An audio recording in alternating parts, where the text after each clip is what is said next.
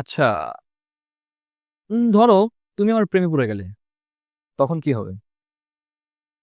তাই না? আমার তো মনে হচ্ছে তুমিই পড়বে। রেহান, আবার তুমি এই মেয়ের সাথে? তুমি না বললে ও তোমার ফ্রেন্ড? তুমি এখানে কেন আসছো? কারণ আমি ভেবেছিলাম তোমার আর আমার সম্পর্কটা আবার ঠিক করে ফেলবো, কিন্তু তুমি তো আগের মতোই আছো।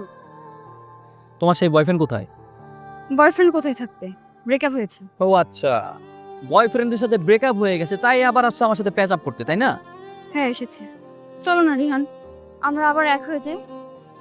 এই, কি করছো? এভাবে রাস্তাঘাটে হাত ধরে কেউ? আমার বয়ফ্রেন্ডের হাত আমি ধরবো, তোমার কি? আমার কি মানে? আমার ফ্রেন্ডের হাত তুমি এভাবে রাস্তাঘাটে ধরবে আর আমি কিছু বলবো না? রিহান, তুমি কিছু বলবে না ওকে? আমি কি বলবো? কি বলবে মানে? ওকে বকা দিবে? কেন? কারণ ও তোমার আর আমার মধ্যে কথা বলছে।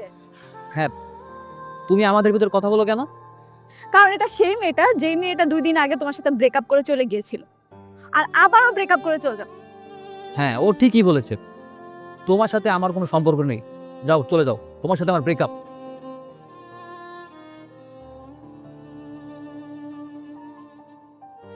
কে? Something something? নাথিং নাথ। আপনাদের এই কথা আমি মানি না। আপনি না মানলে তো হবে না। কেন হবে না? অবশ্যই হবে। আপনার ছেলের সাথে আমার মেয়ের বিয়ে হতে পারে না। আপনি এই মুহূর্তে আমার বাড়ি থেকে বেরিয়ে যান।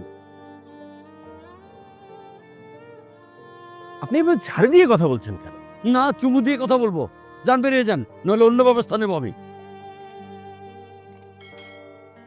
চলো, বাবা ডিসকাস্টিং। আসো। এরম